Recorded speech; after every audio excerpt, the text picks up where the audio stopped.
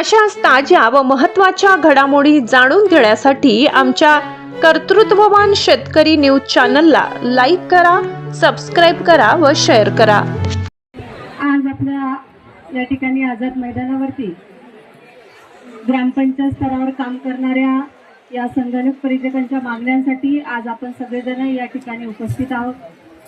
खऱ्या अर्थाने ग्रामपंचायतच्या जो तळागाळातला माणूस त्याला एखाद्या कागदपत्राची काही कमतरता पडली तर तो सर्वप्रथम कोणाकडे येतो, तो तुमच्या सगळ्यांकडे येतो आणि ते पूर्ण करण्याचं काम तुम्ही सगळी लोक त्या ठिकाणी करत असतात। आणि एक महिला आमदार म्हणून मला सगळ्यात जास्त संख्या इथे महिला भगिनींची दिसतेय, त्याच्यामुळे निश्चित लवकरात लवकर शासन दरबारी जो तुमचा हा जो काही विषय आहे की आपल्याला ग्रामपंचायतच्या मार्फत कर्मचारी म्हणून त्या ठिकाणी नेमलं पाहिजे, तर तो प्रश्न एक आमदार म्हणून या ठिकाणी शासन दरबारी पाठवण्याचं काम मी निश्चितपणे करेल। आताच आपल्या यांनी सांगितल्याप्रमाणे की तुमच्या अनेक बैठका झाल्यात, अनेक वेळा चर्चा झाली, परंतु त्याच्यातून अजून कुठल्या प्रकारचा मार्ग या ठिकाणी निघालेला नाहीये।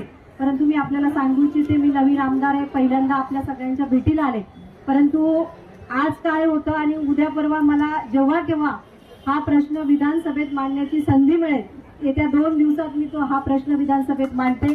परंतु आपण सगळेजण एक कमिटी करू, त्या कमिटीमध्ये आपण मला बोलवा आणि आपल्या सगळ्यांच्या अध्यक्षतेखाली त्या ठिकाणी आपण आदरणीय उपमुख्यमंत्री एकनाथरावजी शिंदे साहेब असतील, मुख्यमंत्री देवेंद्रजी फडणवीस असतील, यांना सगळ्यांना आपण भेटून याच्यामध्ये आपल्याला काय करता येईल तो करण्याचा प्रयत्न आपण या ठिकाणी करू। कारण आज रोजगार सेवकांचं सुद्धा या ठिकाणी आंदोलन आहे, आपलं सुद्धा आंदोलन आहे। तुम्ही जे दोन्ही भाग आहेत हे भाग ग्रामीण भागाच्या दृष्टीने अतिशय महत्त्वाचे भाग तुम्ही सगळेजण या ठिकाणी आहात आणि निश्चितच माझ्या वतीने लवकरात लवकर जसाही मला 2 दिवसात वेळ मिळेल तर तुमचा प्रश्न त्या ठिकाणी एक आमदार म्हणून मला विधानसभेत कसा आवाज उठवता येईल तो उठवण्याचं काम या ठिकाणी मी माझ्या माध्यमातून करेल, एवढंच आपल्याला आश्वासन देते आणि थांबते। धन्यवाद।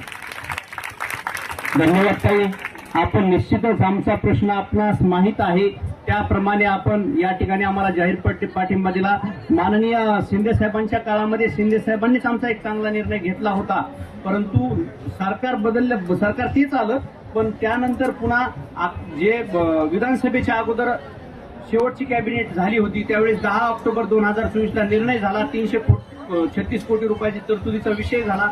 माननीय श्रीकांतजी शिंदे साहेबांनी सुद्धा आमची बैठक जालन्यामध्ये घेतली होती, त्यावेळेस त्यांनी हा विषय पुढे आणला होता, पण प्रशासनातल्या काही अधिकाऱ्यांनी 336 कोटीची तरतूद कॅबिनेटला होऊन ती GR मध्ये प्रत्यक्षात येऊ दिली नाही किंवा आली नाही, त्यामुळे संगणक परिचालकाचा हा प्रश्न पाठीमागे पडला। आपल्या माध्यमातून माननीय शिंदे साहेबांना, माननीय मुख्यमंत्री साहेबांना बोलण्याचा आपण शब्द दिलाय, हा पण विषय त्यांच्या निवेदनात आम्ही इन्क्लूड केलेला आहे। त्याप्रमाणे आपण आमच्या मागणीला न्याय देण्यासाठी प्रयत्न कराल हीच आपल्याकडून अपेक्षा। धन्यवाद।